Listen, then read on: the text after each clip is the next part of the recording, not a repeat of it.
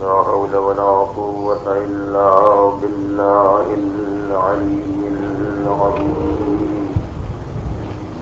حسبنا الله ونعم الوكيل، نعم المولى ونعم النصير. أعوذ بالله السميع العليم من الشيطان اللعين الرجيم. بسم الله الرحمن الرحيم. الحمد لله الذي لم يتخذ ولدا ولم يكن له شريك في الملك ولم يكن له ولي من الذل وكبره تكبيرا.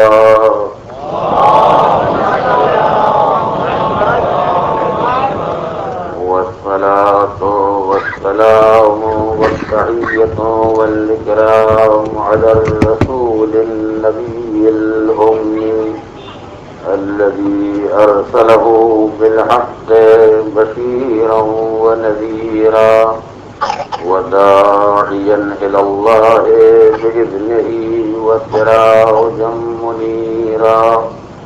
سيدنا ومولانا أبي القاسم محمد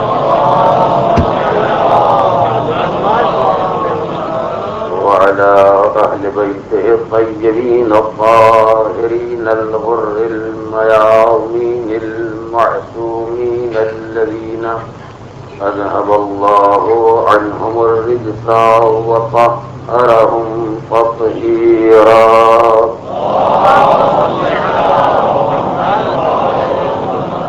أما بعد فقد قال الله الحكيم في كتابه الكريم.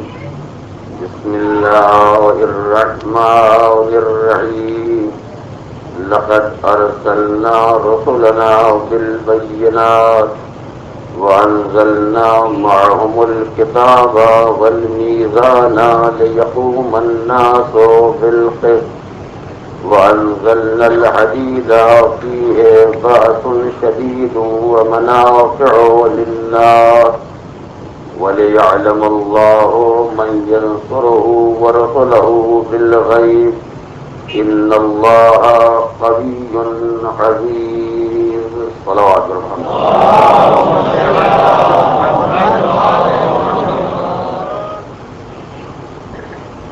سورہ مبارک حدید اس آیت کریمہ کے ذیل میں توازن فکر و عمل کے عنوان سے جو سلسلہ بیان شروع کیا گیا ہے اس کے بارے میں کل میں آپ کے سامنے گزارش کر رہا تھا کہ اسلام نے سب سے پہلے فکر و نظر کی دنیا میں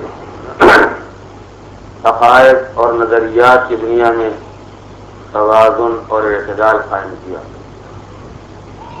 اور وہ دنیا جو مختلف عقائد کے مسئلے میں افراط اور تفریط کا شکار ہو گئی تھی اس کو جادہ اعتدال اور خط مستقیم سے آزاد کیا۔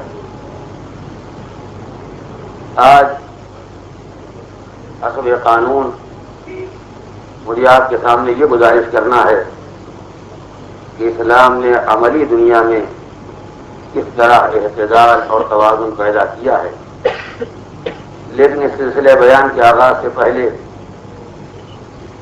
جو تتمہ کل کی تقریر کا باقی رہ گیا ہے اسے چند لفظوں میں آپ کے سامنے گزارش کرنا چاہتا ہوں۔ اس بات کے بار بار دہرانے کی ضرورت نہیں ہے کہ مسائل انتہائی تفصیل طلب ہیں اور وقت حالات کے پیش نظر انتہائی مختصر ہوتا ہے، لہذا میں کسی مسئلے کو بھی آپ کے سامنے اس کے تفصیلات کے ساتھ پیش نہیں کر سکتا۔ میرا مدعا اور مقصد فقط یہ ہوتا ہے کہ ایک اجمالی خاکہ، ایک فہرست آپ کے سامنے پیش کر دی جائے، اس کے بعد پھر یہ آپ کی اور تمام صاحبان نظر کی ذمہ داری ہے کہ وہ ان مسائل کے تفصیلات پر غور کریں، کتابوں میں تلاش کریں اور یہ دیکھیں کہ یہ سرخیاں یا جو عنوانات میں نے آپ کے سامنے رکھے ہیں، ان عنوانات کی روشنی میں اسلام میں کس طرح فکر انسانی کو معتدل بنانے کی کوشش کی ہے۔ کل میں نے آپ کے سامنے 3 باتیں گزارش کی۔ پہلا مسئلہ یہ تھا کہ اصل وجود خالق یا توحید پروردگار کے مسئلے میں انسانیت کس طرح افراط و تفریط کا شکار ہوئی اور اسلام نے کس طرح فکر میں توازن پیدا کیا۔ مسئلہ عدالت الہی میں کس طرح انسانیت جب اور تفویض کے راستوں پر بہک رہی تھی اور اسلام کے ذمہ داروں نے ایک توازن قائم کر کے امر بین الامرین کا راستہ بتایا۔ مسئلہ نبوت میں بھی یہی افراط و تفریط پائی گئی۔ کچھ وہ افراد پیدا ہوئے جن کا عقیدہ یا خیال یہ تھا کہ دنیا کو نبوت کی کوئی احتیاج نہیں ہے، کسی خدائی نمائندے کی کوئی ضرورت نہیں ہے، کسی کو الہی پیغام درکار نہیں ہے، اس لیے کہ جو پیغام برف اس طرف سے آتا ہے وہ یا وہی پیغام لے کر آئے گا جو فکر بشر اور عقل انسانی میں پایا جاتا ہے، یا اس کے خلاف کوئی پیغام سنانے کے لیے آئے گا۔ اگر وہی کہنا چاہتا ہے جو انسانی عقل اور فکر میں پہلے سے محفوظ ہے تو اس کے آنے کی کوئی ضرورت نہیں ہے، اس لیے کہ ہم صاحبان عقل ہیں، ہم اپنی عقل سے اپنے خیر و شر اور اچھے برے کا فیصلہ کر سکتے ہیں۔ اور اگر آنے والا پیغمبر عقلی فیصلوں کے خلاف کوئی پیغام لے کر آیا ہے تو کوئی صاحب عقل اس کے پیغام کو ماننے کے لیے تیار نہیں ہوگا۔ اگر مجانین کے لیے، دیوانوں کے لیے کوئی پیغمبر آنے والا ہے تو ہمیں کوئی اعتراض بھی نہیں ہے، لیکن اگر صاحبان عقل کے لیے آنے والا ہے تو صاحبان عقل خود اپنی عقل سے اپنے اچھے برے کا فیصلہ کر لیتے ہیں۔ وہاں کسی پیغمبر، کسی نبی اور کسی نمائندہ الہی کی کوئی ضرورت نہیں ہے۔ یہ وہ طرز فکر تھا، یہ وہ انداز خیال تھا جس نے انسانیت کو نبوت سے یکسر برگشتہ کر دیا کہ کسی نبی کی کوئی ضرورت نہیں، کسی رسول کی کوئی ضرورت نہیں ہے۔ اور اسی نظریے کی ترجمانی ہو رہی تھی جب یہ اعلان ہو رہا تھا ما انتم الا بشر مثلنا وما انزل الرحمن من شیء، تم ہمیں جیسے ایک بشر ہو، ہمیں جیسے ایک انسان ہو، رحمان نے کوئی شے نازل نہیں کی، اس لیے اسے نازل کرنے کی ضرورت کیا ہے؟ جب اس نے بندوں کو صاحب عقل بنا دیا، جب اس نے انسانیت کا امتیاز اس کے فکر و شعور میں رکھا ہے تو صاحب فکر و شعور اپنے خیر و شر کا فیصلہ خود ہی کر لے گا۔ کسی نبی اور رسول کی ضرورت ہی کیا ہے؟ اس کے بھیجنے کا مقصد ہی کیا ہوگا؟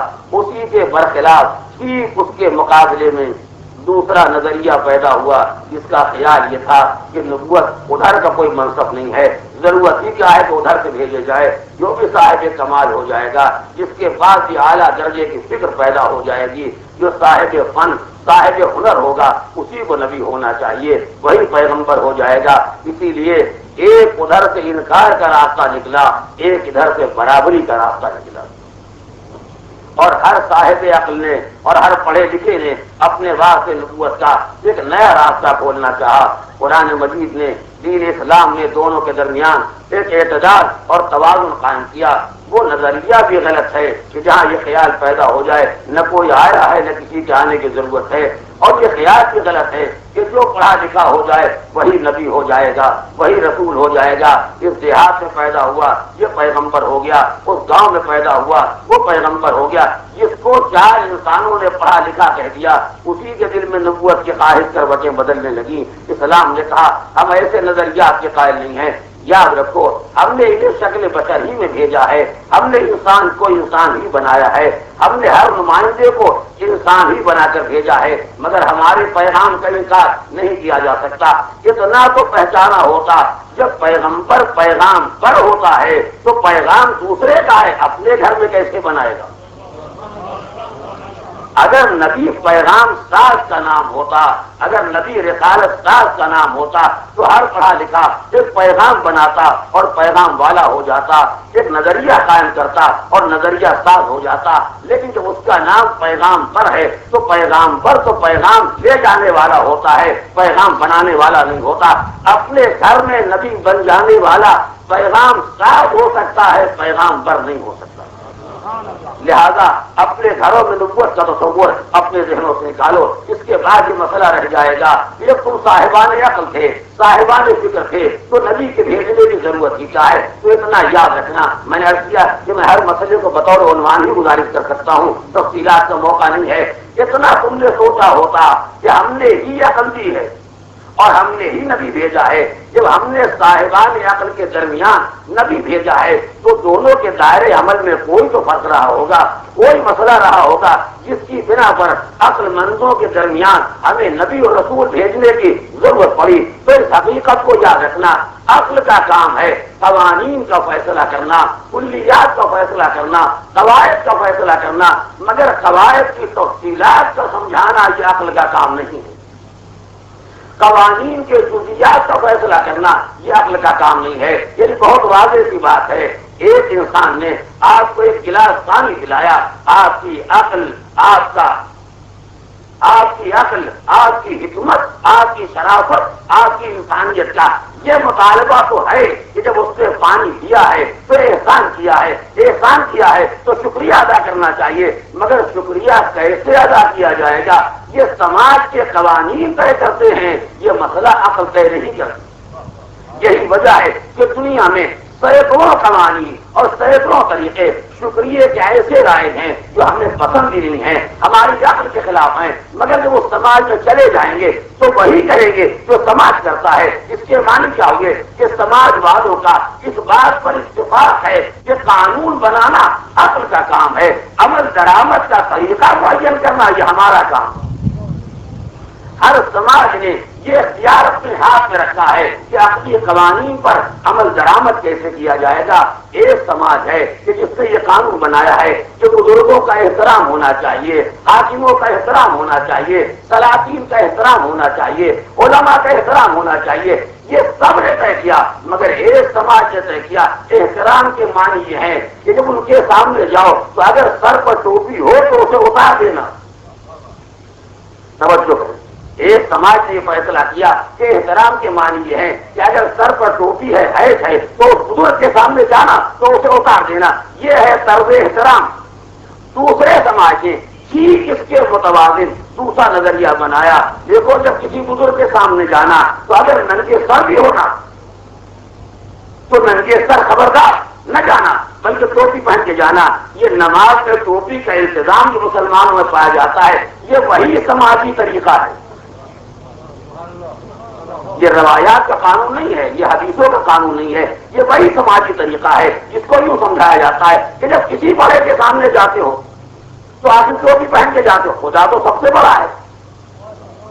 یہ نماز میں جو ہاتھ باندھنے کا قانون ہے اس کی بنیاد یہی ہے, نہ حدیث نہ روایت, اس کی بنیاد یہی ہے. جب بڑے بزرگ کے سامنے جاتے ہو تو 10 بستہ کھڑے ہوتے ہو, خدا تو سب سے بڑا ہے. تو اس کے معنی کیا ہوگے؟ ایک سماج یہ کہتا ہے احترام کے معنی یہ ہے کہ ٹوپی اتار دو, دوسرا سماج کہتا ہے احترام کے معنی یہ ہے کہ ٹوپی پہن لو. ایک سماج کہتا ہے عظمت کے معنی یہ ہے کہ ہاتھ کھول کے کھڑے ہو, دوسرا کہتا ہے احترام کے معنی یہ ہے کہ ہاتھ باندھ کے کھڑے ہو. یعنی سب نے اپنے گھروں میں ایک طریقہ طے کیا ہے. توجہ کریں, تو جو ٹوپی اتار دیتا ہے وہ بھی اس کی توہین نہیں کرتا ہے, جو پہن لیتا ہے وہ بھی توہین نہیں کرتا ہے, دونوں احترام کر رہے ہیں. تو احترام جو قانون عقل ہے وہ دونوں کے یہاں ہے, مگر طریقہ احترام دونوں نے اپنے سماج میں طے کیا ہے. تو یہی جو بات پہچانیے, اہل دنیا کے پاس نبوت نہیں ہے.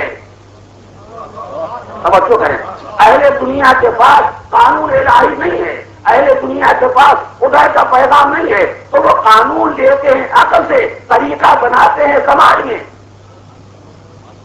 میں تفصیل میں نہیں جا سکتا. وہ قانون لیتے ہیں عقل سے اور طریقہ بناتے ہیں سماج میں. اور اہل دین کے پاس کیونکہ رسالت ہے, ادھر کا پیغام ہے, وہ کہتے ہیں دونوں کا مطلب ہے عقل قوانین کا فیصلہ کرے گی, آنے والا نمائندہ طریقے بتاتا رہے گا. جب بندے خدا ہیں اور بندے سماج نہیں ہیں تو سماج سے طریقہ کیوں پوچھیں؟ جب اللہ نے پیدا کیا ہے, معاشرے نے نہیں پیدا کیا ہے, تو طریقے یہ تو معین کریں. اور اگر ان سے طریقے پوچھیں بھی تو یہ اپنی محفلوں کے طریقے طے کریں گے. توجہ کریں, یہ اپنی محفلوں کے قوانین طے کریں گے. یہ تو بتا سکتے ہیں کہ ہمارے عالم کے پاس آؤ تو کیسے آؤ, ہمارے بادشاہ کے پاس آؤ تو کیسے آؤ, ہمارے وزیر کے پاس آؤ تو کیسے آؤ, ہمارے سلطان کے پاس جاؤ تو کیسے جاؤ, ہمارے صدر جمہور سے ملو تو کیسے ملو, ہمارے وزیر اعظم سے ملو تو کیسے ملو. انہیں یہ کیا کہنے کا کہ جو خدا سے ملو تو کیسے ملو.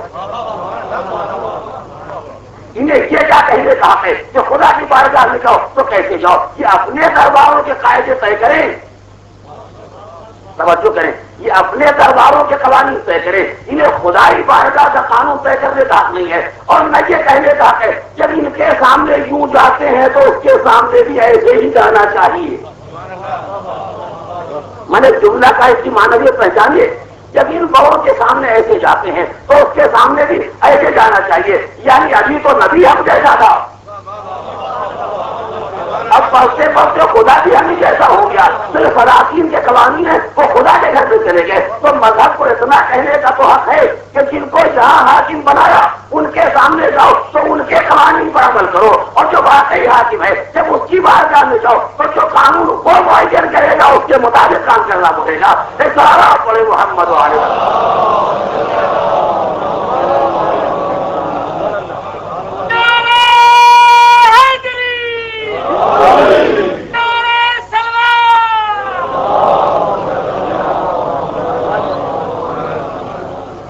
میں عقل و شرع کے توازن کے موضوع پر اس مسئلے کو تفصیل سے گزارش کروں گا. یہاں تو فقط نبوت کے ذیل میں اتنا عرض کرنا تھا. تو یا انسان ایسے پیدا ہو گئے جنہوں نے انکار کر دیا یا نبوت کے دائرے کو وسیع کر دیا, اور اس کے بعد جب نبوت کا ایمان اور اقرار پیدا ہوا تو وہاں بھی یہ مسئلہ پیدا ہو گیا کہ نبی بالکل عام انسانوں جیسا ہوتا ہے یا بالکل بشریت سے بالا ترین ھذا الا ملک الکریم, وہ کوئی ملک کریم اور کوئی فرشتے مقرب ہوتا ہے.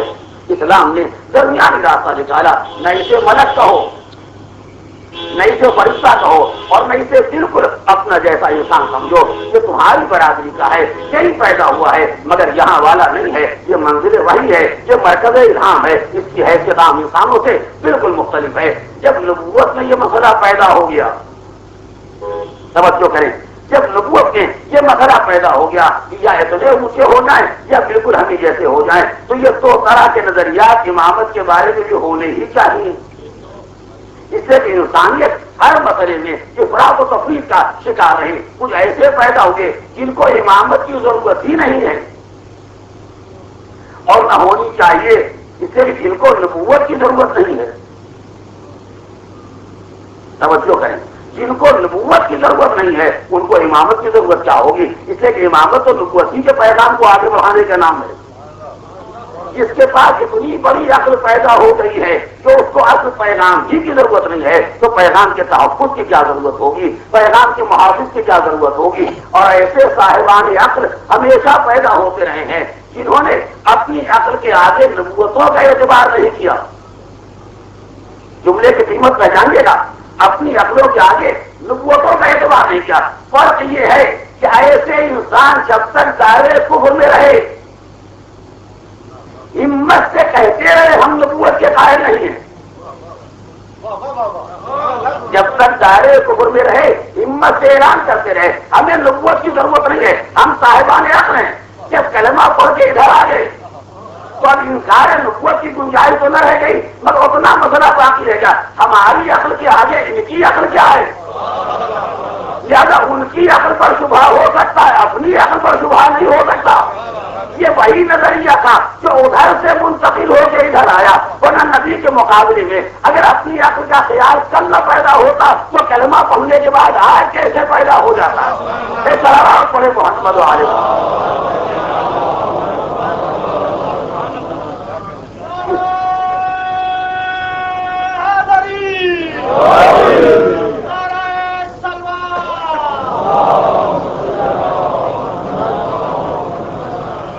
تو یا تو امامت بالکل غیر ضروری مسئلہ ہے اور یا اتنا ضروری ہے کہ اس کے سامنے کوئی مسئلہ ضروری نہیں ہے.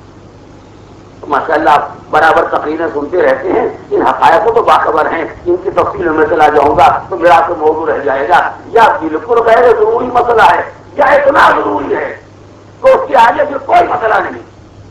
یہ مسئلہ پہلے طے ہونا چاہیے, چاہے دنیا کا کوئی مسئلہ طے ہو یا نہ ہو، جنازے پڑے رہ جائیں کوئی حرج نہیں، مگر مسئلہ طے ہونا چاہیے. تو یا انتہائی رہے ہم اور یا انتہائی ہم، اور یہ دو دور کے قصے نہیں ہیں، یہ دو صدیوں کی داستانیں نہیں ہیں.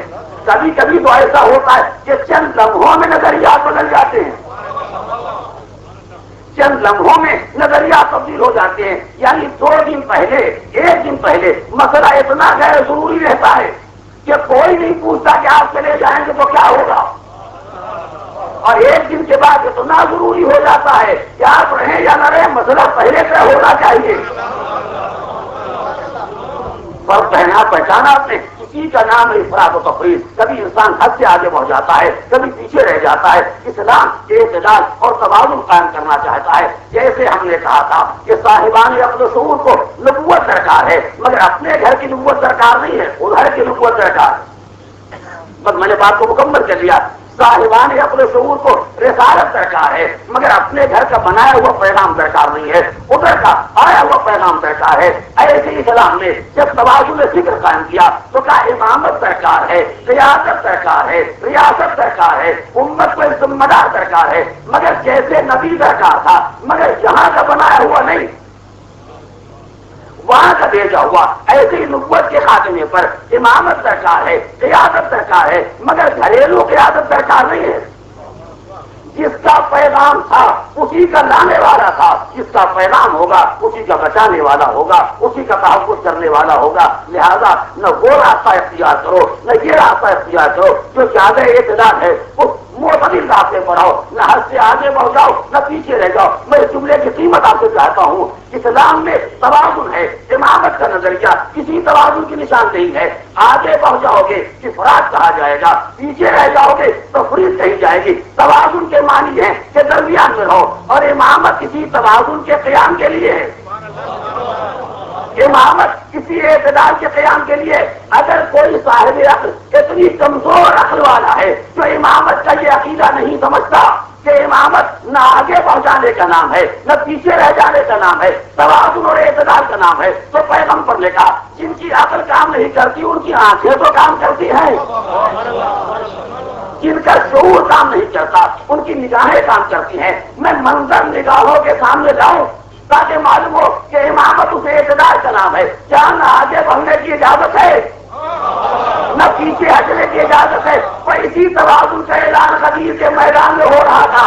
جو آگے بڑھ گئے وہ پیچھے آئے، جو پیچھے رہ گئے وہ آگے بڑھے. تب مولائیت کا اعلان کیا جائے تاکہ سمجھو مولائیت توازن کا نام ہے، نہ افراط کا نام ہے، نہ تفریط کا نام ہے.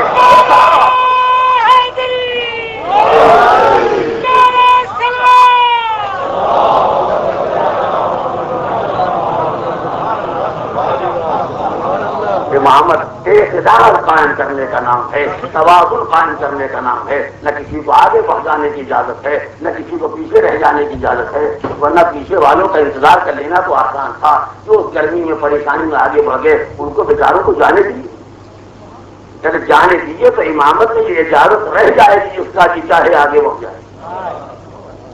نہیں، سب آ جائیں، سب ایک مرکز پر جمع ہو جائیں تو اس کے بعد اعلان کیا جائے تاکہ اسلامی فکر کا توازن انسان کے سامنے آ جائے. میں بات کو مختصر کرتے ہوئے گزارش کرنا چاہتا ہوں، یہ حال آپ نے امامت کا دیکھا، وہی حال قیامت کا، بلکہ اس سے بدتر.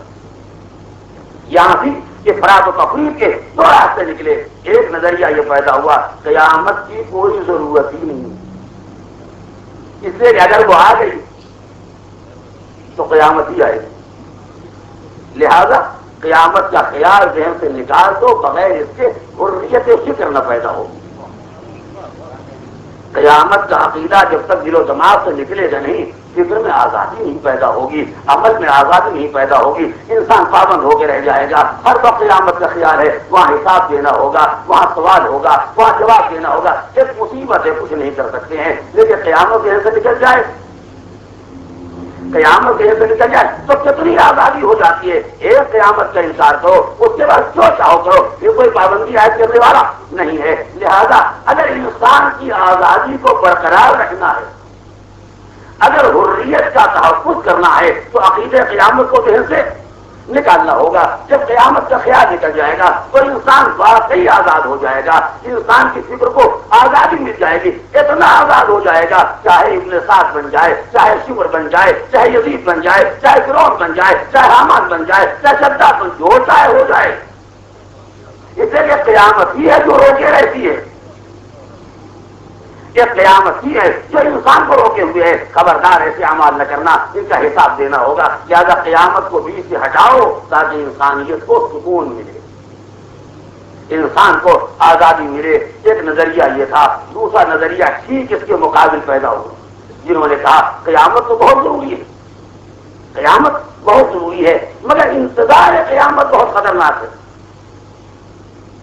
قیامت کا انتظار کرنا یہ بڑا خطرناک مسئلہ ہے. 100 سال کے بعد آئے, 1000 سال کے بعد آئے, جو 10,000 سال پہلے مر گئے, ابھی تک قیامت نہیں آئی ہے. اتنے لمبے چوڑے انتظار کی کیا ضرورت ہے؟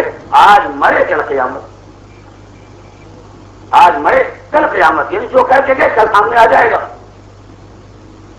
اور کسی پسے پردہ سامنے نہیں آ جائے گا کہ کسی کو معلوم ہوا کسی کو نہیں معلوم ہوا. بلکہ آپ جانتے ہیں کہ جو کفار کہے جاتے ہیں, یعنی ہندوؤں کا عام نظریہ یہ ہے, آج مرے 2 لمحے کے بعد جو کر کے گئے وہ سامنے آ گیا. اچھے خاصے گھر میں پیدا ہوئے تھے, اب جو مر کے گئے تو کسی ذلیل ترین گھر میں پیدا ہو گئے. یہ علامت ہے کہ ان کے اعمال خراب تھے. خراب گھر میں مرے اور رئیس گھر میں پیدا ہو گئے, یہ علامت ہے کہ اعمال ان کے اچھے تھے. تو قیامت تو بہت ضروری ہے, نتیجے کا سامنے آنا بہت ضروری ہے, مگر نتیجے کا انتظار بہت خطرناک ہے. تو یہ تو ہر لمحے ایک مرا دوسرا پیدا ہوا, اور یہ جو پیدا ہو رہا سب یہ وہی پرانا ہے جو پھر آ گیا, جو ابھی گیا تھا وہی پلٹ کے آ گیا. اس کی روح اس کا جسم یوں ہی حساب جوڑتا رہتا ہے. ایک کی روح ایک کا جسم, وہ گیا وہ آیا, وہ گیا وہ آیا. یعنی یا تو قیامت بالکل سرے سے غائب ہو جائے, اور یا اس کا صبح و شام حساب ہوتا رہے, اور صبح و شام قیامت آتی رہے. یہ ایک نظریہ تھا جو افراد میں چلا گیا, وہ ایک نظریہ تھا جو تفویض میں چلا گیا. اسلام نے توازن قائم کیا. جو انسان قیامت کا انکار کرنا چاہتے ہیں یہ وہ ہیں جو سماج میں بدکاری کو فروغ دینا چاہتے ہیں. جو انکار قیامت کرتے ہیں یہ وہ ہیں جو سماج میں بدکاری کو آگے بڑھانا چاہتے ہیں. جو چاہو کرو, اس سے قیامت نہیں ہے. لہذا قیامت کا عقیدہ سامنے آنا چاہیے. توجہ, قیامت کا نظریہ رہنا چاہیے تاکہ سماج میں بدکاری نہ پیدا ہو, بے عملی نہ پیدا ہو, ایسی آزادی نہ پیدا ہو, بے راہی نہ پیدا ہو. اور اتنی جلدی نہیں آ جانا چاہیے. اور کہ میں نے کیا کہا, اتنی جلدی نہیں آنا چاہیے کہ ابھی گئے اور 1 منٹ کے بعد فیصلہ سامنے آ گیا کہ اس کے بعد اگر کوئی تلافی کرنا چاہے, اگر کوئی کمی کو پورا کرنا چاہے تو اس کے امکانات بھی ختم ہو جائیں. اس درمیان میں یہ گنجائش رکھی گئی ہے, اگر ایک جانے والے کے عمل میں کمی رہ گئی اور بعد والا اس کمی کو پورا کرنا چاہتا ہے تو اس کی جگہ درمیان میں رہنی چاہیے, اس کی گنجائش درمیان میں رہنا چاہیے. لہذا قیامت ضروری ہے اور اس کا ایک وقت معین کیا گیا تاکہ انسان کو یہ خطرہ بھی رہے کہ مجھے حساب دینا ہے, اور انسان کو یہ قدر سکون بھی رہے کہ اگر بتقاضائے بشریت خطا ہو گئی ہے تو اپنے پیچھے ایسے انسان چھوڑ کے جاؤ جو اس خطا کو مکمل, جو اس خطا کی تلافی کر سکے, جو اس کا تدارک کر سکے. اسی لیے ہمارے عقیدے میں قبر میں سارے عقیدوں کا سوال ہو گیا. اب اس کا قدم نہیں سنا تھا. ہمارے نظریے کی بنا پر قبر میں سارے عقیدے پوچھتے گئے, خدا کون ہے, نبی کون ہے, دین کیا ہے, کتاب کیا ہے, ایمان کون ہے, قبلہ کیا ہے, سب پوچھ لیا گیا. مگر اعمال کا حساب کتاب روک کے رکھا گیا ہے قیامت کے واسطے. تو پروردگار یا سب قیامت میں طے ہوتا یا سب قبر میں طے ہو جاتا, کیا نہیں, آدھا مسئلہ یہاں طے ہوگا, آدھا مسئلہ وہاں طے ہوگا. اس لیے کہ دوسرے کا عقیدہ مرنے والے کے کام نہیں آئے گا, دوسرے کا نظریہ مرنے والے کے کام نہیں آئے گا. لہذا عقیدے کا فیصلہ تو مرتے ہی ہو جائے گا. مگر چونکہ ہم نے اعمال میں بدلیت کی گنجائش رکھی ہے تو جب تک اعمال کے آنے کا سلسلہ رہے گا ہم فیصلے کو روک کے رکھیں گے تاکہ تمہیں سنجیدہ باوقار توحیدی دیندار نسل پیدا کرنے کا شعور پیدا ہو. عمل چھوڑ کے جا رہے ہو تو یہ مرنے کے بعد تمہارے کام آنے والے ہیں. تو نہ انکار قیامت صحیح ہے نہ صبح و شام کی قیامت صحیح ہے. ایسا درمیانی راستہ ہو کہ جہاں خوف کی سلامت رہ جائے, امید کی سلامت رہ جائے. یہ سلامت پڑے محمد والے.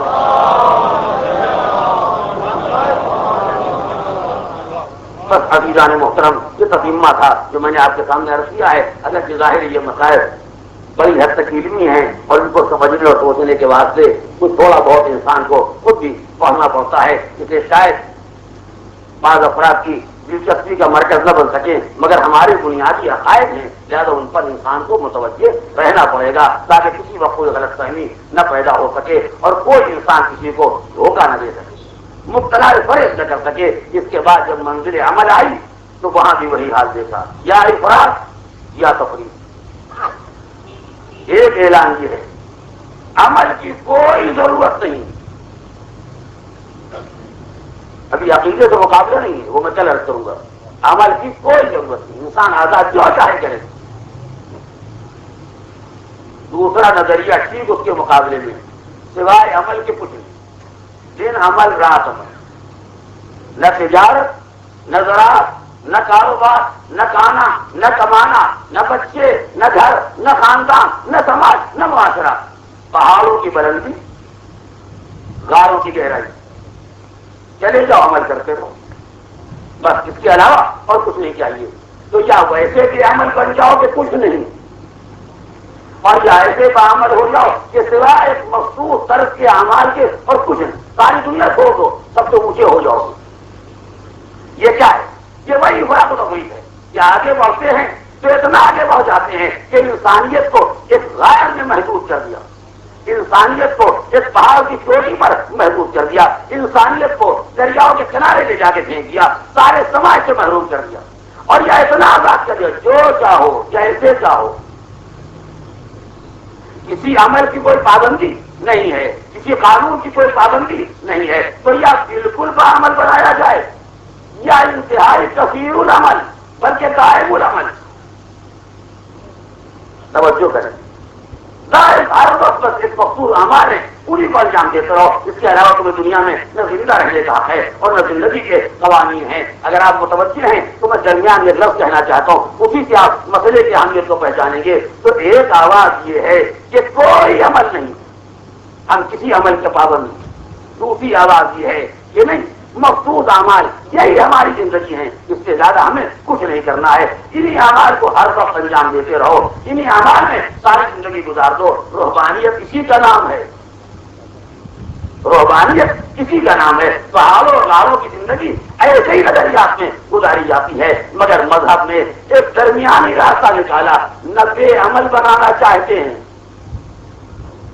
نہ بے عمل بنانا چاہتے ہیں, اور نہ ایسا عمل بنانا چاہتے ہیں جس کے پاس دو چار اعمال کے علاوہ زندگی میں کچھ نہ رہ جائے. اسی لیے مذہب نے ایک لفظ استعمال کیا ہے, میں اسی لفظ کے بارے میں آپ کے سامنے گزارش کرنا چاہتا ہوں. اگر آپ جلدی متوجہ ہو گئے تو کوئی تفصیل درکار نہیں ہوگی. آواز آئی, الذی خلق الموت والحیاۃ لیبلوکم ایکم احسن عملا, تبارک الذی بیدہ الملک. وہ پروردگار جس کے ہاتھ میں ملک, ساری کائنات اس کے قبضے میں ہے, اس کے اختیار میں ہے.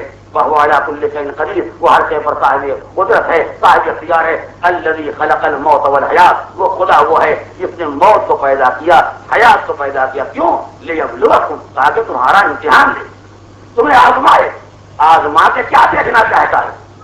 توجہ کریں, آزما کے کیا دیکھنا چاہتا ہے؟ امتحان کیوں ہو رہا ہے؟ لیبلوکم ایکم احسن عملا, وہ یہ دیکھنا چاہتا ہے کہ تم میں بہترین عمل کرنے والا کون ہے.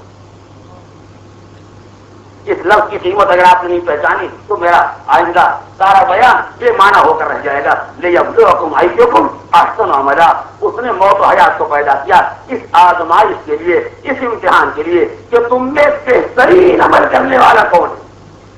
پہچانا آپ نے؟ یعنی اسلام نے یہ عملی کو نتیجہ نہیں کرا دیا. یہ نہیں کہا کہ دیکھنا چاہتے ہیں کہ کون سب سے بڑا بے عمل ہے, نہیں. تو بے عملی کو معیار نہیں بنایا. یہ معیار کیا بنایا کہ دیکھیں سب سے زیادہ عمل کون کرتا ہے. نہیں، یہی درمیانی راستہ ہے۔ اگر یہ کہا ہوتا لِیَبْلُوَکُمْ أَیُّکُمْ أَحْسَنُ عَمَلًا، ہم یہ دیکھنا چاہتے ہیں کہ سب سے زیادہ عمل کرنے والا کون ہے، تو اسلام افراط و تفریط میں ایک راستے پر چلا جاتا، لیکن توازن قائم کرنے کے لیے کانت عملی دیکھنا ہے، نہ کثرت عمل دیکھنا ہے۔ ایکم احسن عملا، یہ دیکھنا ہے کہ بہترین عمل کرنے والا کون ہے۔ اب پہچانا آپ نے کہ توازن عمل کثرت عمل نہیں ہے، حسن عمل ہے۔ بس اس کے بعد میں دو آپ مثالیں عرض کروں گا، انشاءاللہ آپ فوراً سمجھ جائیں گے میں کیا گزارش کر رہا ہوں۔ لیکن میں چاہتا ہوں آپ فکری اعتبار سے حقیقت کو محسوس کریں۔ معیار یہ نہیں ہے کہ کثرت عمل کہاں ہے، معیار کیا ہے، حسن عمل کہاں ہے۔ ایکم احسن عملا، سب سے زیادہ بہترین عمل کرنے والا، سب سے اچھا عمل کرنے والا کون ہے؟ تو اسلام نے فکر کے عمل کے مرحلے میں توازن قائم کرنے کے لیے نہ بے عملی کو معیار بنایا، نہ کثرت عمل کو معیار بنایا، بلکہ معیار ہے حسن عمل۔ اب کیوں کہ ہماری طرف معیار ہے حسن عمل، معنی کیا ہوئے؟ ہو سکتا ہے کہ عمل مقدار میں بہت تھوڑا ہو سکتا ہے کہ عمل مقدار میں بہت تھوڑا ہو، نہ کثیر نہ اکثر، لیکن قدر و قیمت میں احسن ہو۔ اور کریں آپ، اب میں اس اصطلاح کو استعمال نہیں کرنا چاہتا تھا، لیکن بارہ صاحبان نظر کی تشریف فرما ہے، اس لیے یہ لفظ کہنا چاہتا ہوں تاکہ بعد میں معنویت کو سمجھنے میں آسانی ہو جائے۔ اور وہ یہ ہے کہ اگر معیار کمیت ہوتی، مقدار ہوتی، تو لفظ اکثر استعمال ہوتا۔ معیار کیفیت ہے، لہذا لفظ اکثر استعمال ہوا۔ کثرت مقدار کا نام ہے، حسن کیفیت کا نام ہے۔ تو اس کے معنی کیا ہوئے کہ اسلام میں معیار مقدار عمل نہیں ہے، کیفیت عمل ہے۔ چاہے عمل مقدار میں کم ہو مگر کیفیت میں حسین ہو، مقدار میں تھوڑا ہو مگر کیفیت کے اعتبار سے بہترین ہو۔ تو اس کے معنی کیا ہوئے کہ اب دو راستے ہو گئے، ایسا عمل جو مقدار میں بہت کیفیت میں کچھ نہیں، اور ایسا عمل جو مقدار میں بہت تھوڑا اور کیفیت میں احسن کہے جانے کے قابل۔ اب دونوں کا فرق پہچاننا چاہتے ہیں۔ 40 انگوٹھیاں یہ مقدار میں بہت ہیں، کیفیت میں کچھ نہیں۔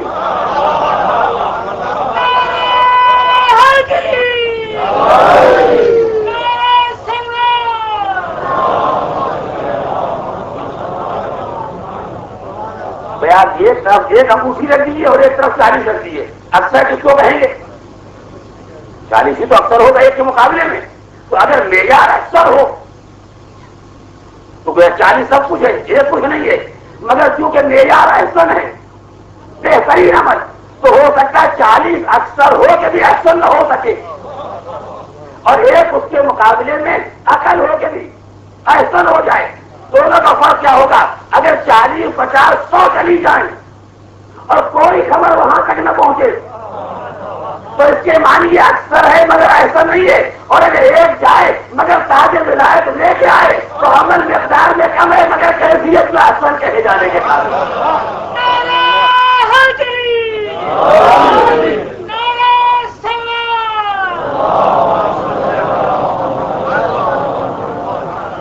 تو اسلام احسن عمل دیکھنا چاہتا، بہترین عمل جس کے پاس ہے، اکثر نہیں، زیادہ کہاں ہے یہ نہیں، رات بھر کون عمل کر رہا ہے یہ نہیں دیکھا ہے، بہترین عمل کس کا ہے۔ اس سے واضح گزارش ہو، رات بھر ہم نماز پڑھتے رہے، رات بھر آپ قرآن پڑھتے رہے، رات بھر وہ عمل کرتے رہے، رات بھر وہ سجدے میں پڑے رہے، رات بھر وہ صدقات دیتے رہے، رات بھر سب مصروف عمل رہے، اور ایک بندہ رات بھر سوتا رہا۔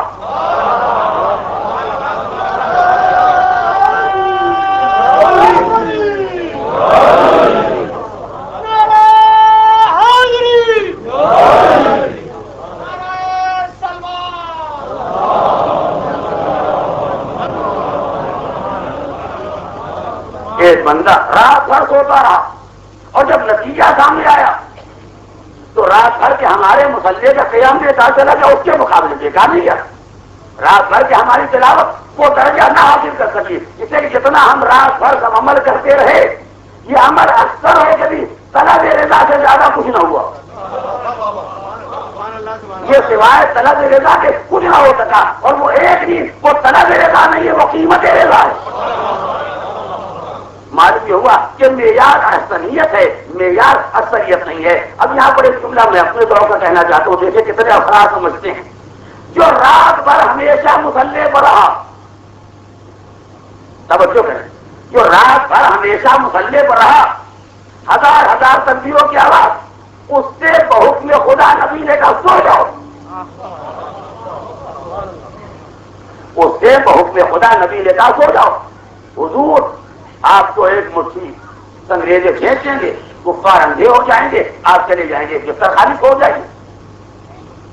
ارے اللہ بچانے والا بچا دے گا، کسی کو سونے جاگنے کا کام ہی کیا ہے؟ بچانے والا تو وہ یہ تو ہے نہیں، اور وسیلہ درمیان میں کوئی چیز نہیں ہے، تو بچانے والا بچا لے گا، آپ چلے جائیے، بستر خالی چھوڑ کے گھر خالی رہے گا۔ یہ نالائق آئیں گے، رات بھر دیکھتے رہیں گے اور بالآخر مایوس ہو کے چلے جائیں گے، کوئی نہ ملے گا۔ اور اگر بنا یہی ہے کہ آپ جائیں اور کوئی سوئے تو کسی سونے والے ہی کو سلائیے۔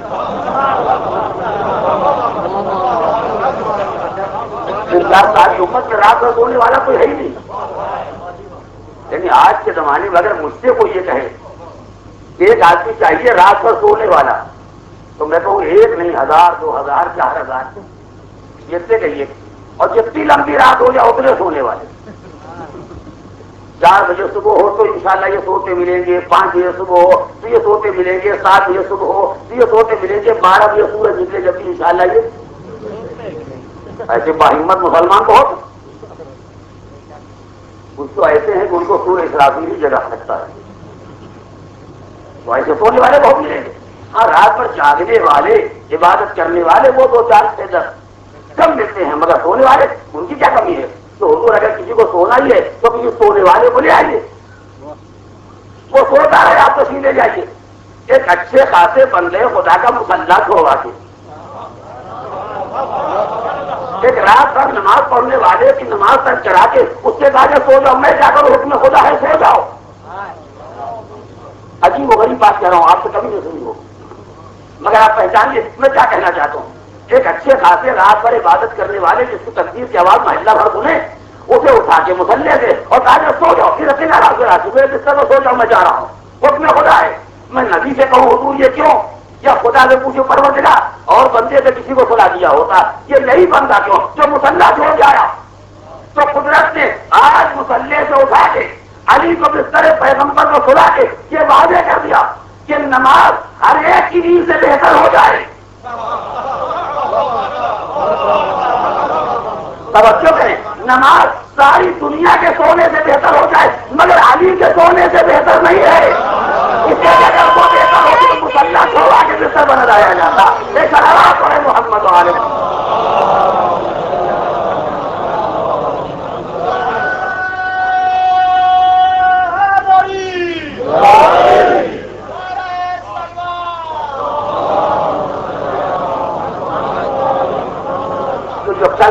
جو کل تک رات بھر مسلح پر رہا اور کل پھر مسلح پر رہے گا، اور آج جس طرح پیغمبر سو رہا ہے، اور جس نے اپنے سونے کی قیمت دیکھی، جس نے اپنے سونے کی عظمت دیکھی ہے، خدا اعلان کری من الناس من یشری نفسہ ابتغاء مرضات اللہ، ایسے بھی ہیں جو نفس دیکھ چاہتے ہیں رضا خدا لینے کے واسطے۔ تو جو اپنے بارے میں یہ اعلان دیکھ رہا ہے، جو قدرت کی طرف سے یہ حوصلہ افزائی دیکھ رہا ہے، جو اپنے سونے کی یہ قدر و قیمت دیکھ رہا ہے، وہ تو کبھی نہیں کہہ سکتا،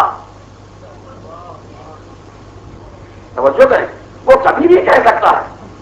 وہ کیسے کہے گا؟ اس لیے کہ کل تک وہ نماز ہی پڑھ رہا تھا، آج سو بھی رہا ہے، وہ خود اپنے عمل میں دونوں کا فرق دیکھ رہا ہے، وہ کیسے کہے وہ اس سے بہتر ہے؟ توجہ کریں، وہ کیسے کہے گا یہ سے بہتر ہے؟ اور اس کے بعد امت کے اعمال کا جائزہ لیا تو حسن عمل میں یار بہترین عمل چاہیے، بہترین عمل چاہیے۔ تو یاد رکھیے گا اسلام میں نماز جو سب سے پہلا فریضہ ہے، یہ سب سے عظیم عمل ہے، اور اس کے عظیم عمل ہونے کا سب سے بڑا معیار اور سب سے بڑی پہچان یہ ہے کہ ہم نے نماز کو بیکاری سے بہتر نہیں مانا۔ لیکن کہاں تک آپ کو ذہن کام کرتا ہے؟ ہم نے نماز کو بیکاری سے بہتر نہیں مانا، ہم نے نماز کو ہر کام سے بہتر مانا۔ لیکن امت سے کمزوری کہاں سے آ گئی؟ دفتر میں بیٹھے ہوئے وقت نماز آئے اور چلا گیا. وہ دفتر کیوں کے نہیں ہو سکتے؟ کیوں؟ اس لیے یہی طے نہیں کہ نماز دفتر سے بہتر ہے یا نہیں. جلدی متوجہ.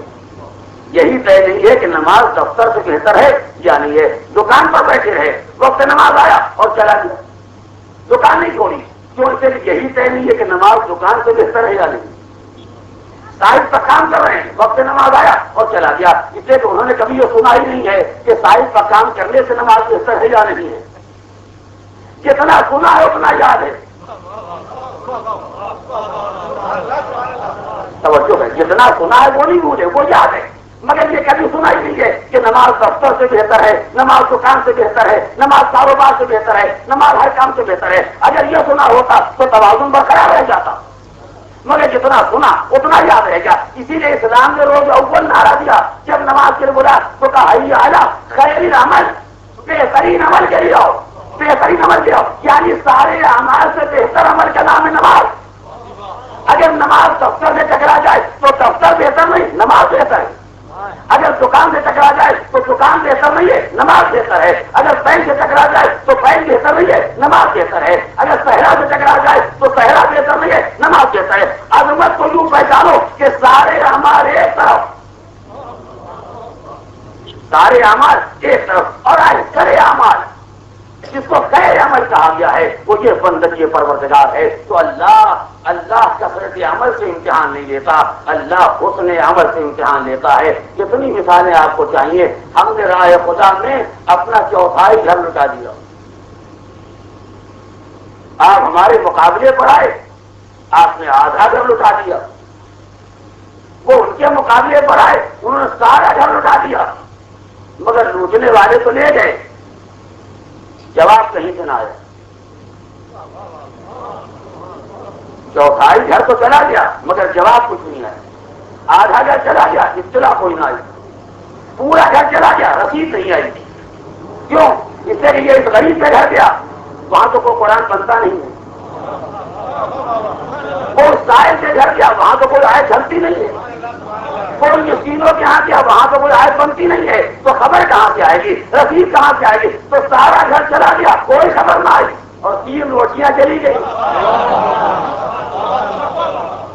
3 روٹیاں چلی گئی. اب رسید پورے کی شکل میں آ رہی ہے تاکہ پہچانو یہ سارا گھر جو گیا تھا یہ کثرت عمل ہے، یہ 3 روٹیاں جو گئی ہیں یہ احسن عمل ہے. اور ہم احسن عمل دیکھنا چاہتے ہیں. بہترین عمل کہاں ہے؟ بہترین عمل کہاں ہے؟ جہاں بہترین عمل ہوگا وہی امتحان موت و حیات میں کامیاب کہا جائے گا. جتنی چاہیں مثالیں دیکھیں. ہم سرکار دو عالم کی خدمت میں حاضر. ارے ہم کیا، ہماری برادری کی جو دور میں تھے صبح شام ہر وقت حاضر. اور جب حاضر ہیں سرکار کی زیارت کر رہے ہیں، ہر وقت صبح دیکھا حضور کو، دوپہر دیکھا، شام کو دیکھا، گھر میں دیکھا، باہر نکلے دیکھا، میدان میں آئے، صبح شام دیکھ رہے ہیں، ہر وقت دیکھ رہے ہیں. اتنی نگاہ، اتنی نظر، اتنی زیارت کہ مقدار چھوڑ ہی نہیں جا سکتی کہ ہم نے کتنی مرتبہ زیارت کی، کتنی مرتبہ سرکار کے جوارے جہاں کو دیکھا، کتنی مرتبہ سرکار کے جلوے مبارک کی زیارت کی، مگر خبر کچھ نہیں. اور ایک بندے نے ایک مرتبہ آنکھ کھول کے دیکھ لیا، ایک مرتبہ آنکھ کھول کے دیکھ لیا اور ادھر سے آواز آتی ہے خصصتنی بالنظر خصصتک بالعلم. تم نے اپنی نظر کے لیے مجھے مخصوص کیا، میں نے اپنے علم کے لیے تمہیں مخصوص کیا. 1000 زیارتوں کی کوئی رسید نہ ملی، 1,00,000 مرتبہ دیکھنے کا کوئی جواب نہ ملا، اور ایک نظر میں تم نے نظر کے لیے مجھے مخصوص کیا، میں نے علم کے لیے تمہیں مخصوص کیا. حضور یہ چمکداری کب تک ہوتی رہے گی کہ ہمارے عمل کی کوئی قیمت نہیں رکھتی ہے اور یہ جو کام کرتے ہیں اس کی قیمت لگتی ہے. تو حضرت نے سرکار دو عالم فرمائے میں نے نظر کا سودا نہیں کیا. یہ نہیں کہا کہ تم نے مجھ کو دیکھا تو میں نے علم دے دیا. اسے کہ دیکھنے والے تو ہزاروں ہیں، دیکھنے والے لاکھوں ہیں، میں کہا تم نے اپنی نظر کے لیے مجھے مخصوص کیا. تو جو مجھے سب کے درمیان دیکھتے ہیں ان کے دیکھنے کی کوئی قیمت نہیں ہے، جو خداؤں کو ٹھکرا کے مجھے دیکھتے ہیں اس کے دیکھنے کی قیمت. یہ سلام پڑھے محمد والے جو باطل خداؤں کی طرف مڑ کے نہیں دیکھتا، اور دیکھتا ہے تو بندے حق کو دیکھتا ہے۔ یہ انسان وہ ہے جس کے عمل کی قدر و قیمت ہے، جس کے عمل کی اہمیت ہے۔ تو عزیزان محترم، میں یہ گزارش کر رہا تھا کہ اسلام نے بے عملی کو کوئی جگہ نہیں دی ہے، اور اسلام نے کثرت عمل کو بھی معیار نہیں بنایا۔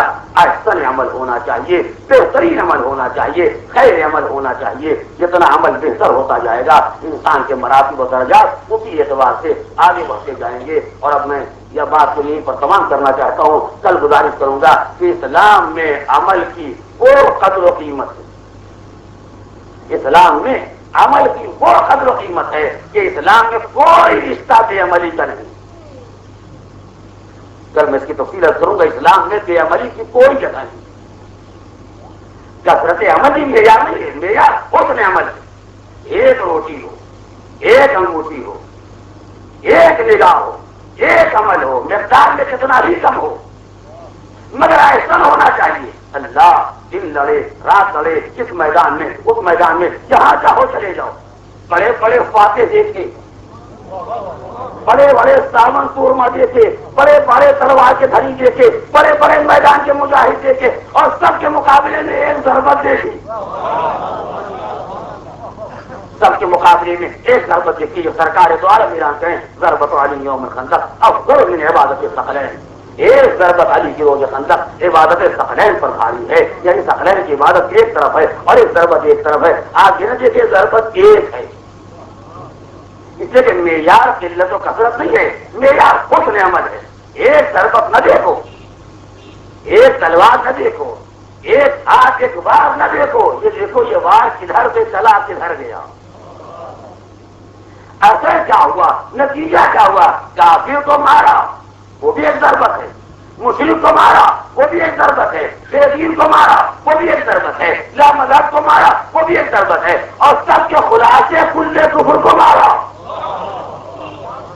وہ بھی ایک ضربت ہے۔ خندق کے میدان میں کافر کو تلوار نہیں چل رہی ہے، کوئی مرد مشرک نہیں مارا جا رہا ہے، پیغمبر اعلان کرے کلے کفر مارا جا رہا ہے۔ تو کافر کو مارنے والی ضربت اور ہوتی ہے،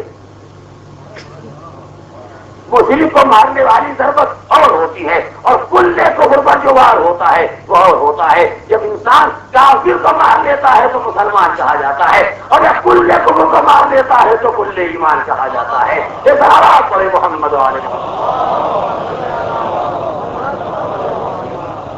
اسلام کی دنیا میں حسن عمل بہترین عمل میں یاد ہے، بس اس نتیجے کو یاد رکھیے گا، بہترین عمل میں یاد ہے۔ اور بہترین عمل کی نشاندہی کرتے ہوئے اعلان کیا گیا فوق کل بر بر حتی یقتل فی سبیل اللہ فلیس فوقہ بر۔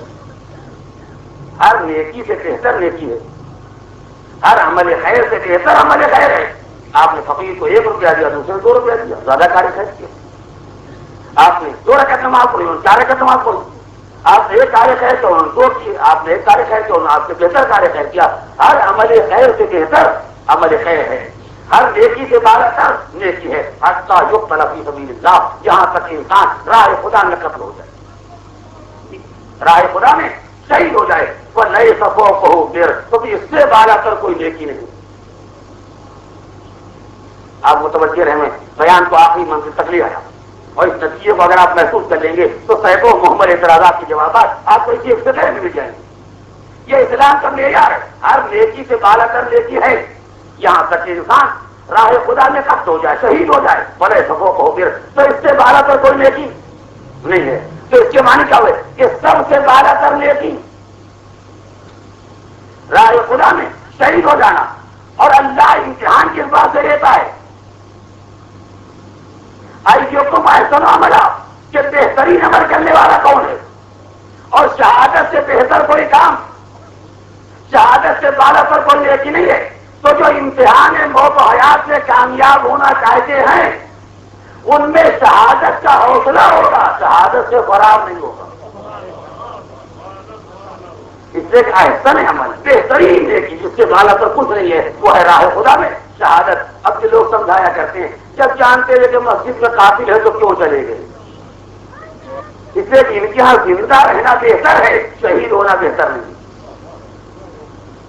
جب جانتے تھے انگور زہر میں بجھائے گئے ہیں تو یہ انگور کیوں کھا لیے؟ اس لیے کہ ان کی نظر میں 4 دن کی حیات بہتر ہے، شہادت بہتر نہیں ہے۔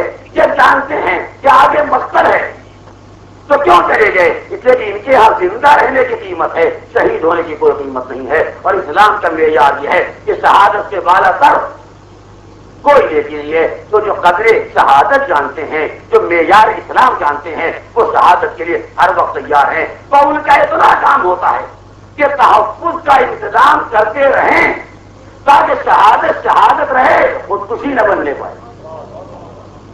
بس مانیات ہوتے ہیں، شہادت رہے، خودکشی نہ بننے پائے، اسے انتظام حفاظت کرتے رہتے ہیں۔ ورنہ شہادت کا حوصلہ ہر وقت دل میں پایا جاتا ہے، شہادت کا حوصلہ ہر وقت انسان کے دل میں کروٹیں لیتا رہتا ہے، جو اس لیے کہ اس سے بالا تر کوئی نیکی نہیں ہے۔ یہ اسلام کا کھلا ہوا معیار ہے۔ یہی وجہ ہے کہ اس معیار اور میزان کو جانتے ہیں جو اپنی حیات کو اس آخری مرحلے تک لے جانا چاہتے ہیں جس سے بالا تر کوئی درجہ نہیں ہے، وہ ہر وقت شہادت کے لیے تیار، وہ ہر وقت شہادت کے لیے تیار۔ ایک ہی جگہ پر ایک ہی جگہ کے لوگ، ایک ہی محفل کے لوگ، ایک ہی اجتماع کے لوگ، ایک ہی استاد کے شاگرد، ایک ہی پد میں بیٹھنے والے سب موجود ہیں۔ ایک کہتا ہے زندہ رہنے کا انتظام کرو، دوسرا کہتا ہے شہادت عزیز ہے، شہادت عزیز ہے۔ فرزند رسول ثقلین 28 رجب کو مدینہ چھوڑ کر مکہ مکرمہ آئے، 30 شعبان کو مکہ مکرمہ میں وارد ہوئے اور سلسلہ چلتا رہا۔ اہل کوفہ کے خطوط آتے رہے۔ 15 ماہ رمضان کو امام حسین نے جناب مسلم کو بھیجا، 5 شوال کو جناب مسلم وارد کوفہ ہوئے۔ اہل کوفہ نے بیعت کی اور اس کے بعد صورتحال تبدیل ہونے لگی، یہاں تک کہ بیعت کے بعد جناب مسلم نے پیغام بھیجا، فرزند رسول آئیے القدوم، جلدی آئیے، کوفے کے حالات سازگار ہیں، فرزند رسول جا رہے ہیں۔ ارادہ کیا اب نکلنے کا۔ وہ وقت آیا جب ساری دنیا مکے کی طرف آ رہی اور حسین لکھنے آئی جا رہی۔ ظاہر ہے سب جانتے ہیں ماشاءاللہ، اب تو اس مجمع میں کوئی ایسا نہ ہوگا جو حج کی معنویت اور اس کے اعمال و مناسب و ارکان سے باخبر نہ ہو۔ 9 تاریخ سے حج کا سلسلہ شروع ہو جاتا ہے اور امام حسین نے مکہ 8 دن کو چھوڑا۔ اس کے معنی کیا ہے کہ جتنا مجمع عالم اسلام کا حج کے لیے آنے والا تھا سب آ چکا ہے، اور جب ساری دنیا آ گئی تو امام حسین جا رہے ہیں۔ تاریخ کے فقرات سے میں چاہتا ہوں میرے بچوں کے ذہن میں یہ واقعات محفوظ رہیں۔ جو امام حسین نے یہ اعلان کیا میں صبح جانے والا ہوں، میں مکہ چھوڑ کے رخصت ہونے والا ہوں، سب حیرت میں تھے، مگر سب نے یہ ہمت نہیں کی کہ امام حسین کے سامنے آ کے یہ سوال اٹھائیں کہ آپ کیوں جا رہے ہیں۔ لیکن وہ لوگ جو بڑی شخصیت کہے جاتے تھے یا جن کے کچھ تعلقات خاندانی قرابت کے اعتبار سے یا کسی اعتبار سے تھے، وہ آگے بڑھے۔ تاریخ میں چند افراد کا ذکر ہے۔ پہلے ابن زبیر آئے، عبداللہ ابن زبیر کا فرزند رسول۔ آپ تو جانتے ہیں صورتحال کیا ہے، آپ کو تو معلوم ہے کہ مدینے میں آپ نہیں رہ سکے، مکہ بہترین جگہ ہے، دار امن، من دخلہ کان آمنا، جو یہاں آ جائے گا وہ محفوظ ہو جائے گا۔ آپ مکہ چھوڑ کے جانے کا ارادہ نہ کریں۔ فرزند رسول نے عبداللہ ابن زبیر کو ان کی ذہنیت کے مطابق جواب دیا۔ یہ میرے الفاظ ہیں، اس کی معنویت پر آپ کتابیں پڑھ کے غور کیجیے گا۔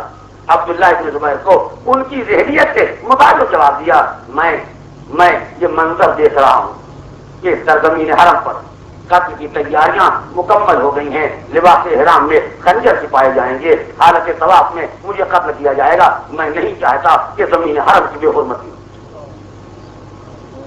فریضہ حج ایک نہیں کتنی مرتبہ ادا ہو چکا، فریضہ ادا ہو چکا ہے، اب میں حج کو عمرے سے تبدیل کر کے آگے بڑھنا چاہتا ہوں تاکہ سرزمین حرم کی بے حرمتی نہ ہونے پائے۔ جو ابن زبیر کا ظرف تھا اس کے مطابق ان کو جواب دیا۔ اس کے بعد جناب محمد حنفیہ سامنے آئے، جب بھائی آپ تو جانتے ہیں عراق والوں کا حال کیا ہے، آپ تو جانتے ہیں کوفے والوں کی کیفیت کیا ہے، آپ ادھر جانے کا ارادہ کرتے ہیں، نہ بابا سے وفا کی نہ بھائی سے وفا کی، اب وہاں جانے کا کیوں ارادہ کرتے ہیں؟ فرمایا بھیا آپ جو مشورہ دیتے ہیں آپ ناصح ہیں، مشفق ہیں، آپ مہربان ہیں، میں جانتا ہوں ظاہر محبت آپ کہہ رہے ہیں، ٹھیک ہے آپ کہتے ہیں تو میں رات کو غور کروں گا، میں رات کو غور کروں گا، اس کے بعد بتاؤں گا کہ میں نے کیا طے کیا۔ محمد حنفیہ خاموش ہو کے چلے گئے۔ وقت سحر ایک شور اٹھا، ہنگام سحر ایک شور کا کہ نبی کا لاش مکے سے جا رہا ہے۔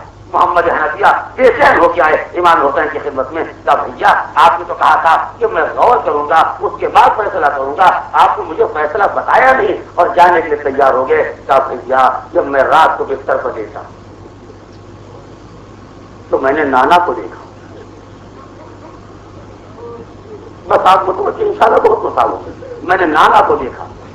نانا سامنے آئے اور فرما رہے حسین جلدی کرو، حسین جلدی کرو، بیٹا عراق جاؤ، بیٹا کربلا جاؤ، شاء اللہ ارادہ قتیرہ مشیت پروردگار کی ہے تو خاک و خون میں نقلتا ہو جاؤ تاکہ میرا دین رہ جائے۔ بھیا میں شہادت کے لیے جا رہا ہوں، میں قربانی کے لیے جا رہا ہوں۔ ایک مرتبہ محمد حنفیہ نے سنا اور گھبرا کے داہنے بائیں دیکھنا شروع کیا۔ اگر آپ شہادت کے لیے جا رہے ہیں، آپ قربانی کے لیے جا رہے ہیں تو یہ قافلہ کیوں جا رہا ہے؟ محمد حنفیہ نے یہ جملہ کہا نہیں مگر گھبرا کے دیکھتے ہیں جو آپ شہادت کے لیے قربانی کے لیے جا رہے ہیں تو یہ قافلہ کیوں جا رہا ہے؟ امام حسین نے محمد حنفیہ کے سوال کو پہچان کے فرمایا، بھائی نانا نے فرمایا حسین جانا تو تنہا نہ جانا، جانا تو تنہا نہ جانا۔ ان سے حرم کی صورتحال بتائی، ان سے نانا کا خواب بتایا۔ اس کے بعد پھر پیغام آتا ہے جناب عبداللہ ابن جعفر طیار کا، جنہوں نے اپنے فرزندوں کو پہلے روانہ کیا تھا اور امام حسین کے لیے امان نامہ حاصل کیا کہ شاید اس طرح حرم خدا میں امان مل جائے۔ آپ نے فرمایا نہیں، یہاں امان ملنے والی نہیں ہے، میں تو اگر کسی جانور کے سوراخ میں چلا جاؤں یہ مجھے زندہ نہ چھوڑیں گے، یہ بیعت تو خود بہانہ ہے، یہ مجھے قتل کرنا چاہتے ہیں، یہ میری زندگی کا خاتمہ کرنا چاہتے ہیں، تو جب میں جان دوں گا تو ایسی جگہ پر جان دوں گا کہ جہاں ظلم بے نقاب ہو جائے، مظلومیت پر پردہ نہ ڈالا جائے۔ ہر ایک کو سمجھانے کے بعد تو صاف ہی منظر، ہر ایک کو سمجھانے کے بعد قافلہ تیار ہوا۔ اب جو قافلہ تیار ہوا سیدانیاں محملوں میں سوار ہو گئی، ایک ایک بیوی کو بسط احترام بسط اہتمام محمل میں سوار کیا گیا۔ اب تو قافلہ چلنے لگا تو سب کے بعد عبداللہ ابن عباس سامنے آتے ہیں اور آگے کہتے ہیں فرزند رسول یہ کیا ہے؟ انشاءاللہ آپ خود مصاب ہوں گے، عجیب منظر ہے۔ فرزند رسول کیا ارادہ ہے؟ کہ ابن عباس میں عراق جا رہا ہوں۔ کہ عراق جا رہے ہیں تو اور واضح کر دوں میں کربلا جا رہا ہوں، میرے نانا کا یہی حکم ہے، مشیت الہی ہے، میں قربانی دینے کے لیے جا رہا ہوں۔ نہ تم سبوں کے غیرت دارو بچے سے ایمان حسین نے کہا میں کربلا جا رہا ہوں، میں سر کٹانے جا رہا ہوں، میں جان قربان کرنے جا رہا ہوں۔ ابن عباس نے توقع کا مولا جب آپ قتل اور شہادت کے لیے جا رہے ہیں تو ماں نے ہم نے کہا بڑی عورتوں کو کیوں لیے جا رہے ہیں، ان بچوں کو کیوں لیے جا رہے ہیں؟ امام حسین یہ کہہ کے چپ ہو گئے یہ میرا ساتھ نہ چھوڑے گی، یہ سیدانیاں مجھے اکیلے نہ جانے دے گی، اور بعد روایات میں پڑھتے محمل سے آواز ہے خبردار ابن عباس کچھ نہ کہنا، کیا چاہے بہن بھیا کو اکیلا چھوڑ دے،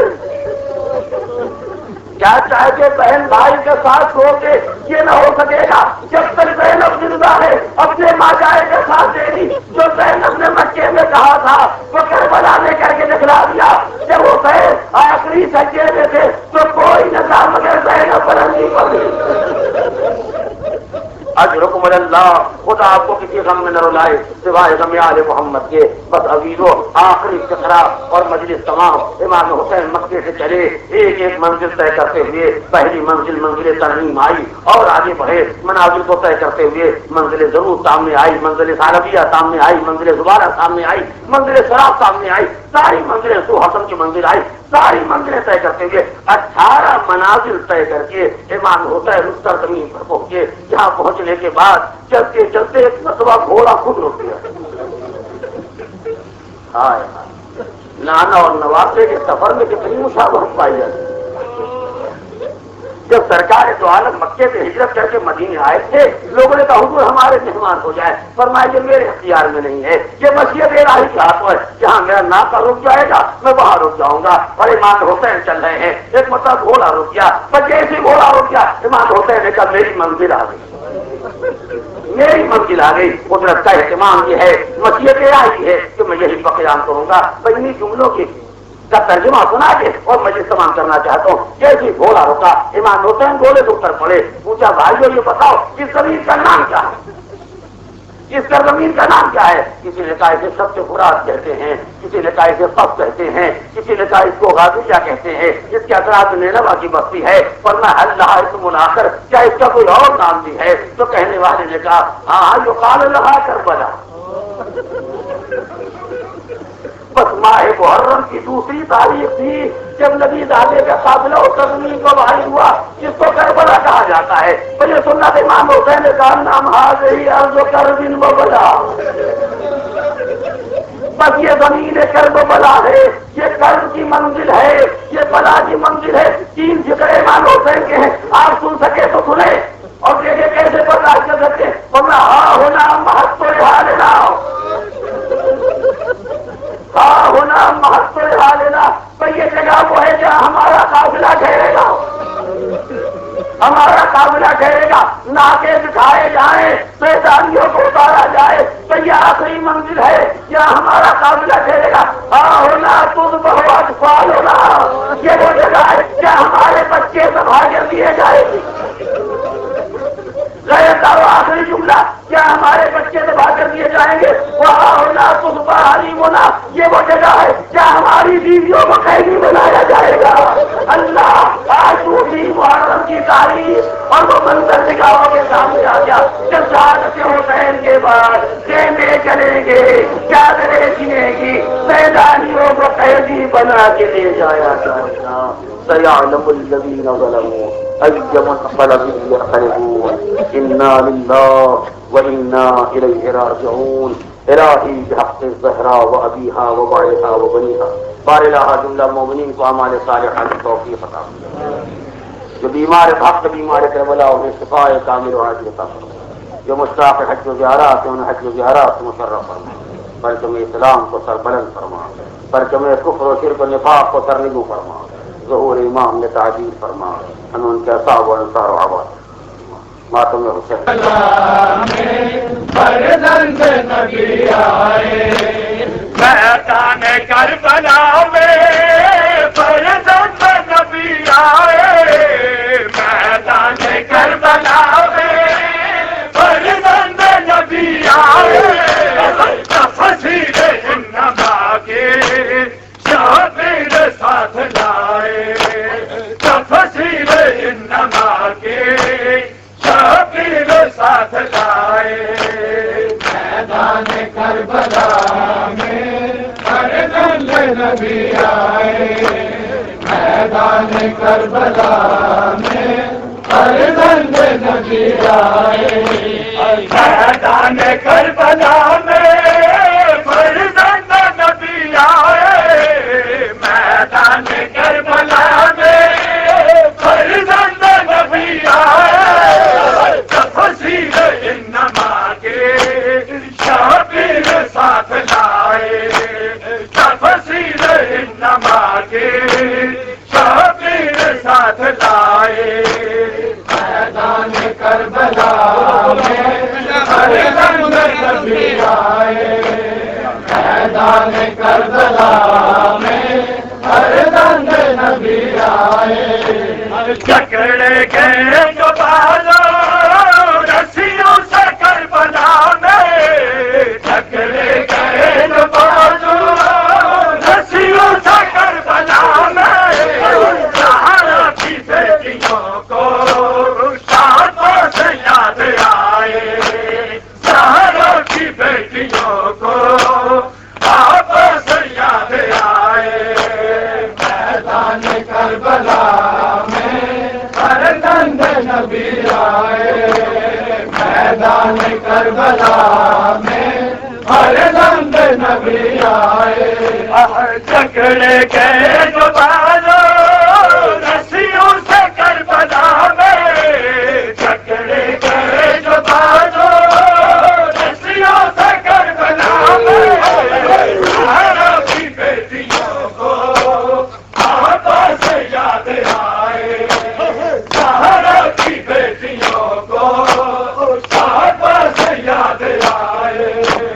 میدان کربلا میں فرزند نبی آئے، میدان کربلا میں فرزند نبی آئے،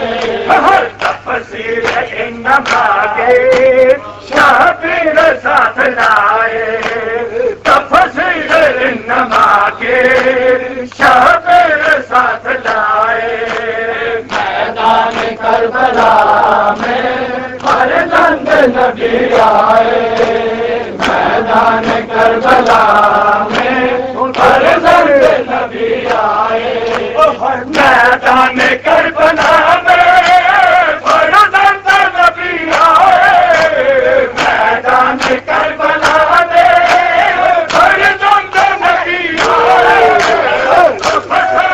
انما کے شبیر ساتھ لائے تفسیر انما کے شبیر ساتھ لائے میدان کربلا میں فرزند نبی آئے میدان کربلا میں فرزند نبی آئے جب آگ لگے دیکھے زینب نے کہا بیٹا جب آگ لگی دیکھے زینب نے کہا بیٹا چل جائے تیرے پھوپھے کہاں باہر نکل آئے چل جائے تیرے پھوپھے کہاں باہر نکل آئے میدان کربلا میں فرزند نبی آئے میدان کربلا میں فرزند نبی آئے جب آگ لگے دیکھے زینب نے کہا بیٹا جب آگ لگی دیکھے زینب نے کہا بیٹا چل جائے تیرے پھوپھے کہاں باہر نکل آئے چل جائے تیرے پھوپھے کہاں باہر نکل آئے میدان کربلا میں فرزند نبی آئے میدان کربلا میں فرزند نبی آئے تفسیر انما کے شبیر ساتھ لائے تفسیر انما کے شبیر ساتھ لائے میدان کربلا میں فرزند نبی آئے میدان کربلا میں فرزند نبی آئے میدان کربلا میں فرزند نبی آئے میدان کربلا میں فرزند نبی آئے تفسیر انما کے شبیر ساتھ لائے تفسیر انما کے شبیر ساتھ لائے میدان کربلا میں فرزند نبی آئے میدان کربلا میں فرزند نبی آئے محروم ہوئے اس وقت وراثت سے محروم ہوئی اس وقت وراثت سے تاریخ رسالت کے پرزے جو نظر آئے تاریخ رسالت کے پرزے جو نظر آئے میدان کربلا میں فرزند نبی آئے میدان کربلا میں فرزند نبی آئے محروم ہوئی زہرا اس وقت وراثت سے محروم ہوئی زہرا اس وقت وراثت سے تاریخ رسالت کے پرزے جو نظر آئے تاریخ رسالت کے پرزے جو نظر آئے میدان کربلا میں فرزند نبی آئے میدان کربلا میں فرزند نبی آئے تفسیر انما کے شبیر ساتھ لائے تفسیر انما کے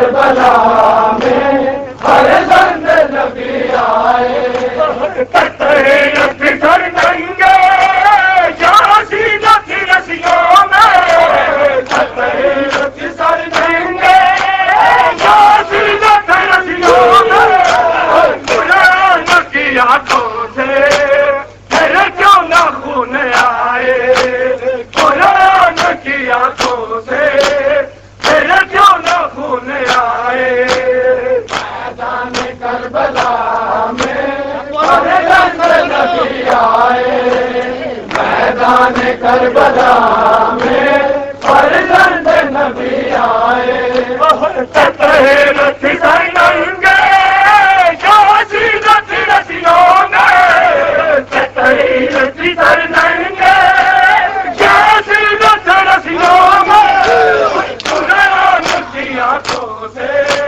تیرے کیوں نہ خون آئے قرآن کی آنکھوں سے تیرے کیوں نہ خون آئے میدان کربلا میں فرزند نبی آئے میدان کربلا میں فرزند نبی آئے تفسیر انما کے شبیر ساتھ لائے تفسیر انما کے شبیر ساتھ لائے میدان کربلا میں فرزند نبی آئے میدان کربلا میں فرزند نبی آئے میدان کربلا میں فرزند نبی آئے میدان کربلا میں فرزند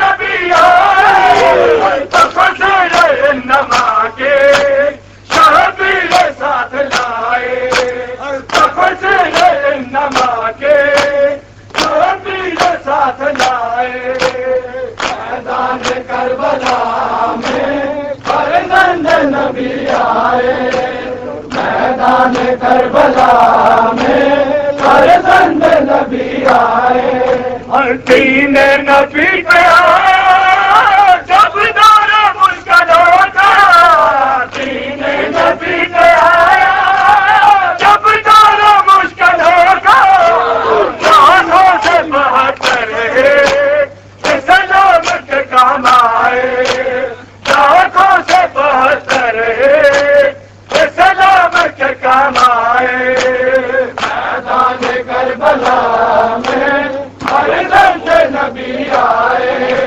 میدان کربلا میں فرزند نبی آئے دین نبی پہ آیا جب دور مشکل ہوگا دین نبی پہ آیا جب دور مشکل ہوگا لاکھوں سے بہتر ہے سلامت کام آئے لاکھوں سے بہتر ہے سلامت کام آئے میدان کربلا میں فرزند نبی آئے میدان کربلا میں فرزند نبی آئے تفسیر انما کے شبیر ساتھ لائے تفسیر انما کے شبیر ساتھ لائے میدان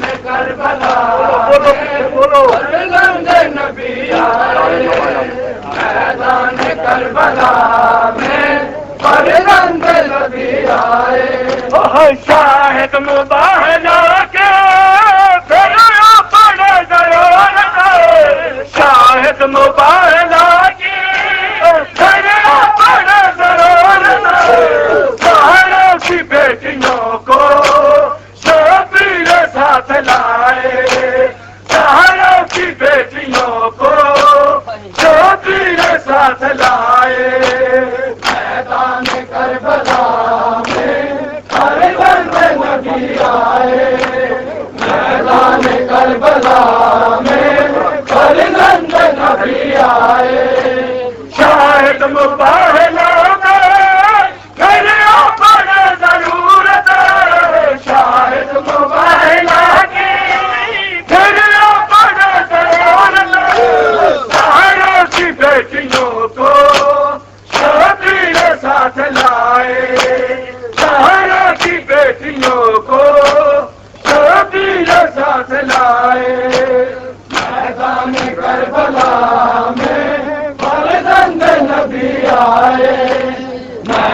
کربلا میں فرزند نبی آئے بہر کاظم کی یہ تو اللہ کی بارگاہ میں کاظم کی یہ دعا ہے اللہ کی بارگاہ میں کوئی شریف ذاتے دربار میں نہ جائے کوئی شریف ذاتے دربار میں نہ جائے میدان کربلا